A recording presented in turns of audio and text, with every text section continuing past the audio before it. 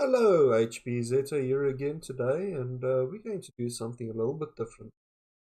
I was going through all of my old SD cards, and I managed to find some of my video footage I recorded way back in 2012 that I never actually edited or uploaded. I'm not sure why, but it's quite a milestone project that I did back then. This system basically was the first retro computer that I had to go out there and hunt for hardware to build a system. Normally, I'll just rummage through my collection and find the stuff that I need or pick up whatever I can at thrift shops, but this one was very specific. So you'll notice that this was at my very first house that I had. It was back at the flat, and it was filmed on the 23rd of February. I hope you guys enjoy. Please don't expect the best camera work and the best audio quality and stuff. I was really experimenting back in the day trying to get better. But I think it's perfectly viewable and a lot of you might find this interesting. Hello YouTube, it's me HP Zeta, and I thought I'd make a video today showing you a new project that I'll be working on in the next coming weeks. As you can see, some very old computer hardware on top there. It's an old Pentium3 system that I've basically assembled out of spare parts that I had left over. And what I'm going to be doing in the next coming weeks is building a 90s gaming computer, or a gaming PC specifically orientated towards games from the 90s. In order to do so, I will be focusing mainly on hardware that's compatible with Windows 95 and 98 SE, as well as trying to find period specific hardware that will function properly with games from the 90s. Basically, today's games don't function properly on modern hardware. While I do have quite a good gaming PC, unfortunately older games out of the 90s, especially games like Thief 2 and System Shock 2, don't run on modern hardware well. They also don't work in Windows 7 well, and they don't function properly. Now, this causes a lot of hassle if you want to actually just go out and play a game. For instance, if you want to play System Shock 2, you have to sit down and disable all your extra cores in your system. You have to run it in Windows XP compatibility mode, and the end result isn't that great because the FMVs don't work because the codec just doesn't exist for Windows 7. No codec exists that functions on Windows 7 for System Shock 2, for instance. Now, also, what I want to be doing with this gaming rig, and you'll probably notice I don't have it yet, is build a 3DFX compatible rig. Now, 3DFX to me is what I grew up with. I grew up with a Voodoo 1. I probably still have the best fond memories of me back in the day playing on my computer with a Voodoo 1. It has the sort of smoothness that you just don't get from modern systems. I don't see it in modern computers. I just can't describe it, to be honest. Voodoo always had this smoothness and this picture quality, and no glide wrapper or software can even come close to it. And even running some of the games in DirectX mode or OpenGL mode versus the glide, you just don't get that same feeling. It's extremely lacking. Not to mention, getting glide to work in DOSBox is a nightmare. And the end result once again is you get something that doesn't feel or play as well as it should. So what I've done so far is I went through the back, found an old motherboard, CPU, memory, graphics card, sound card, and old Freecom LAN card. Now, what you'll notice is I'm running a Pentium 3. That's a 753 MHz Pentium 3 motherboard, ST-RAM. It's 256 meg PC, 133 ST-RAM. I can do more than that. This motherboard only supports 256 meg DIMMs, but anything over 512 megs on Windows 95 and 98 causes a lot of hardware difficulties. There's a timing issue and a memory issue, and basically you'll get lots of problems with it. There are fixes and ways around this. So let me quickly show you what I'm running on the system. Through the coming weeks I will be upgrading it heavily. I doubt that anything except for the motherboard would still stay the same in the next couple of weeks, next month or so. Depends on how and or if I get parts. So to start off with, I'm running a very small 300 watt power supply. This is temporary, and I will actually swap it around with something else very soon. The system itself, it's a Gigabyte motherboard. It's got 256 megs memory. It has a 753 MHz Pentium3 processor. The graphics card, like I had mentioned before, is a Geforce 256. Basically the first Geforce that Nvidia launched. This is the second iteration with DDR RAM, and yeah, it's an absolutely amazing card, but like I said before, I would like 3DFX. A normal Freecom network card, that's not very interesting. And the sound card, which I will most certainly swap for Sound Blast Live when I get one, it's just a normal generic Cmedia. I will post detailed specs in the subscription. I will post detailed subscription information in the subject bar later on. You'll also note that I'm running, sorry, take the CD away, a Western Digital 120GB hard drive on here. I do have quite a few 1TB hard drives laying around and IDE to SATA converters, but I would like to keep it IDE native because it is faster. Unfortunately, it's ATA 153 the way I'm running it at the moment. That does give me a speed advantage. And another thing is this motherboard doesn't support LBA48. This motherboard doesn't support LBA48 at all, making your life extremely difficult trying to get a 1TB to work on this motherboard. Trust me, I've tried, it just doesn't work. Hello YouTube, and welcome to part 2 of building a 90s computer. Today I'm going to be doing quite a big upgrade. As you can see in front of you is 2 CPUs. To the left we've got an Intel copper mined, I think that's 866 megahertz. And to the right we've got something a little bit different. This is an Intel Pentium3 copper mine, 1.4 gigahertz. There we go. You can see there it's 1.4 gigahertz, and it's a Pentium3S.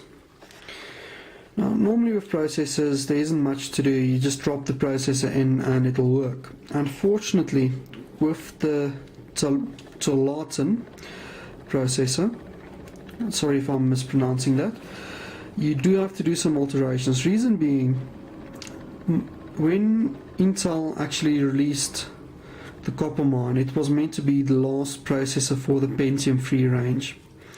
Soon afterwards they actually went out and released the Intel Pentium 4 range, and that became standard. But this left a bit of a hole in the server market, as it was a relatively new architecture used by the Pentium 4. A lot of companies would rather use something that's a bit older but a lot more stable. So Intel released Tualatin. Basically it's a copper mine with a whole bunch of extra features and some alterations. The biggest alteration is that they actually altered the pin structure so that you can't use it on a copper mine motherboard. So what we'll be using today is actually fairly clever. It wasn't done by me before, but was actually posted on some Chinese forums a long time ago. Is that we basically will be removing 3 pins from the processor and bridging one across, then bridging another 2 pins on the other side of the processor. Basically, in a nutshell, what that does is it removes the reset pin which Intel added and grounds it. That forces the processor to switch off and not work on newer motherboards, and also it does some other alterations that fix compatibility. You'll note that bridge isn't actually necessary on all processors, but if you go and you measure the resistance between those 2 pins and you notice that they're not bridging, you do need it. So how to remove the pins? What I'm going to be doing is fairly simple. I'm going to use my soldering iron, heating the side of the pin and then lifting it up. Okay, reason being, at the bottom of these pins, I'm hoping it's normal BGA pads like what you do get on Core 2 Dio CPUs these days. It's a normal pad at the bottom and they basically soldered on the pins, I'm hoping. I've seen this done before, it should be perfectly fine to do it. I'm just not comfortable doing it on film. It's going to take me a good hour to do and I don't want to rush myself. Also, I just want to show you the wire that I will be using has disappeared. That sucks. Okay, the wire that I will be using is extremely thin. I'll show you how it looks like as soon as we're done with the actual modification. You will see that it is very thin. So I'll be back within about 30 minutes odd with a completely modified processor and hopefully it will work properly. That's before. Just to show you. Very small pins. Just to give you something to compare it to. They're very small. But I'm hoping that it'll work and I'll see you back just now. And this is the wire that I'll be using. As you can see, it's extremely thin. Just to show you. That's a strand of it there. It's as thin as human hair. They coat it in silicon and that prevents it from actually being conductive. So what you do is you take your soldering iron, you heat up the tip slightly and then it burns some of the silicon away. You can then solder the actual wire. Very nice stuff, especially on fine minute processes like this. So give me 5 minutes, I'm going to solder this down and I'll show you how it looks afterwards. Right, that's more or less how the end product looks. As you can see, let's get some more direct light in there. Basically, I soldered in that small little wire. You can actually see how small it is now. Luckily it is coated with a silicone thing, that's silicone compound that stops it from making contact on anything else. But there's our two bridges. So let's have a look and see if this works in my computer.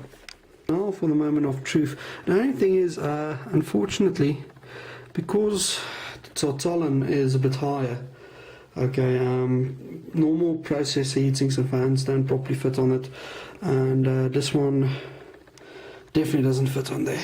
So let's switch it on a bit, see if it switches on. And remember, nothing works without power.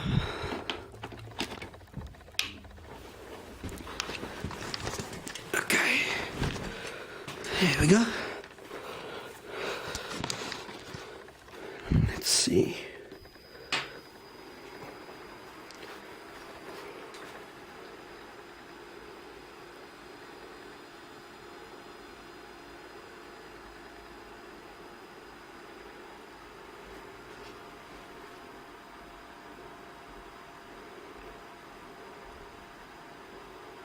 Nothing. Smoke at least. I'm going to be trying a few things and seeing if I can get this to post. I'll post back if I do. It's interesting. Sucks, but interesting. Right, one slight alteration I've made, as you can see there, is I've moved the position of the reset pin to there. This is a traditional way of doing it, while on the forums and the blogs everyone said, oh, it's much more stable the other way around. So I'm also going to clean up all of that and then give it another go and see if that solves my problem. See you in 5 minutes. Let's see if that made any difference whatsoever. I'm thinking it will do.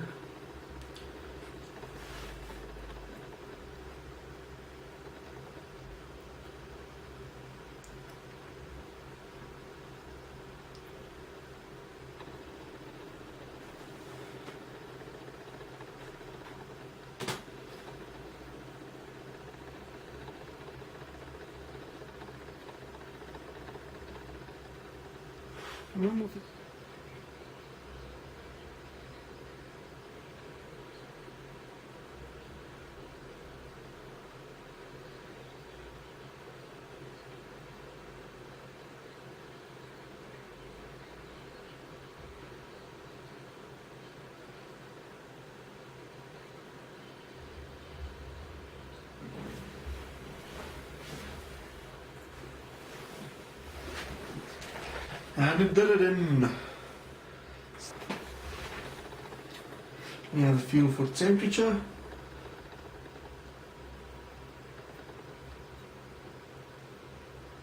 Actually, that's pretty damn cold.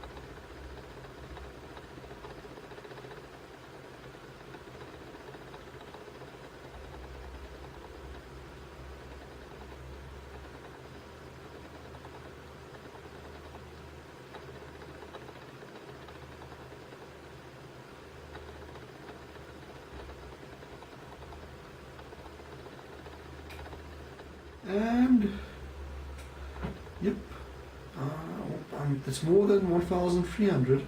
That's for sure. I'm getting now 2,153 marks. That's not bad.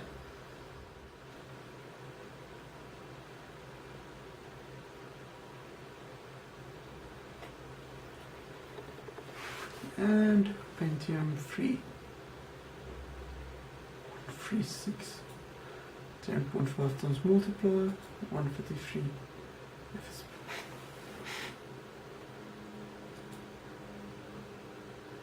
Yeah, Apollo.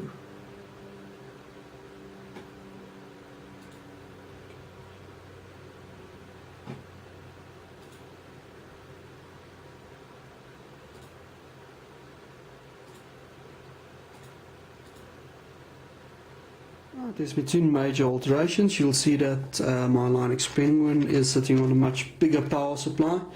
That's a 550 watts. It's made by a local company actually, called Super Power or Super Channel. And as you can see, it's quite a beefy thing for 550 watts compared to what I was running. You'll notice there's two slight small changes to the rig since I made the last video. You'll notice that I've added a north breech cooler and also a south breech cooler. The reason for this is actually quite simple. I'm running this motherboard at the absolute peak it's designed for. 153 MHz FSB really is pushing this motherboard quite a bit. And I noticed that the north bridge was getting a bit hot to touch.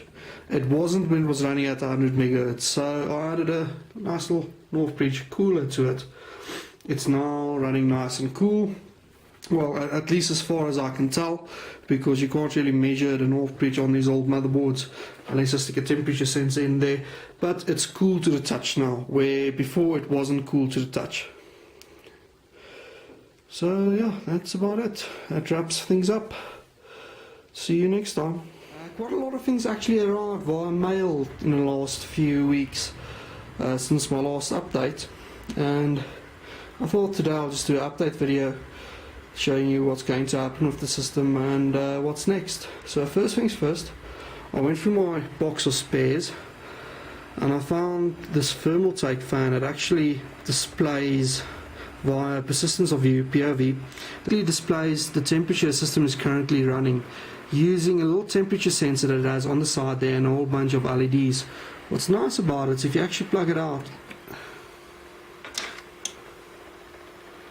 there you go, that's all that it is. It's a little fan, it has a little dynamo there and a whole bunch of LEDs, and it gets information and passes it on, and the dynamo is used to power the LEDs and a little microcontroller. The information is actually from a temperature sensor that's here somewhere on the actual thing, and it's pretty cool. I thought that it'll make a good addition as a CPU heatsink instead of that black ugly one that's on there at the moment. Another thing that arrived in the mail, oops, don't want to spoil that for you, is I finally got a Voodoo graphics card. This is an 8MB Voodoo 2. And yeah, I really would have liked to have a 12MB, but considering how much they go for and finding one from a trustworthy seller is extremely difficult. So I bought an 8MB one. It doesn't have the little cable that goes from the input and output to your video card. But all in all, I'll probably get it working, and worst case scenario, I'll just take a normal VGA cable, cut it up and make a shorter one, or go and buy connectors and make one up like that. Another thing that arrived is the case. It's the Cooler Master, turn this around, Elite 310. Now I'm not going to show you how this case looks like until I've finished building it, but it's going to be pretty interesting when I'm done. It's going to look pretty interesting when I'm done, but I'll leave that as a surprise. Some of you might know this case already, but I'll be back as soon as I've got everything built over. I'm not going to make video of it because I honestly just can't puzzle out a way to film that properly so that you can see what's happening, and without me being in the camera most of the time. So join me back in the next couple of seconds and I'll show you how it looks. Later on, I decided to upgrade the computer and add a Voodoo 5500 to it. As many of you know, this is actually slower than a Geforce 256 that was already inside the computer, but it does support Glide, and with Glide you get that awesome transparency and reflections. It's extremely nostalgic for me, and that's the main reason that I wanted to upgrade. It also has anti-aliasing compared to the Voodoo 3 that never had that feature.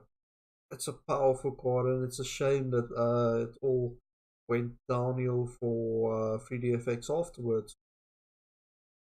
I've also had to do quite a few repairs on the system when it came through. It had broken capacitors, wasn't working.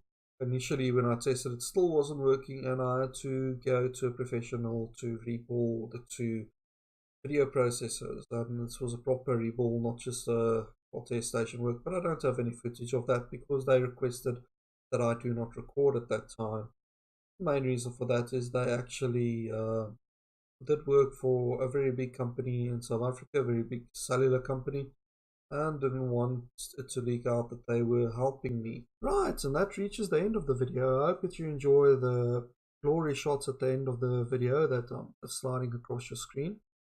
Big shout out to everyone that watched this up until the end. If you've watched this up until the end, just post "seen" in the comments and I'll know that you managed to watch the whole video clip. Now I just want to quickly cover the other mods that I did to the system as time progressed, because a lot of things happened in like 7 years. I upgraded the motherboard to an 8-bit motherboard, added SATA support, put in 2 SATA hard drives. The system is still stable to this day. You've probably seen me do 1 or 2 live streams from it. But it needs some TLC, it needs a rework. It's not as stable as what I want it to be. And for that we're going to do a follow-up video, and that's the main reason why I edited this and made sure to get this out there now.